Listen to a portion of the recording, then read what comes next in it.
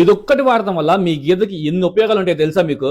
ఏంటది? ప్రతి ఇంట్లో వాటర్ ట్యాంక్ లో వాడే సున్నం. ఈ సున్నం అనేది గేదె బాడీలో కాల్షియం రూపంలో పనిచేస్తుంది. లైక్ ఎలాగో చెప్తామనండి, గేదె బాడీలో కాల్షియం తక్కువ అయితే ఆటోమేటిక్ గా పాలు తగ్గించేస్తుంది.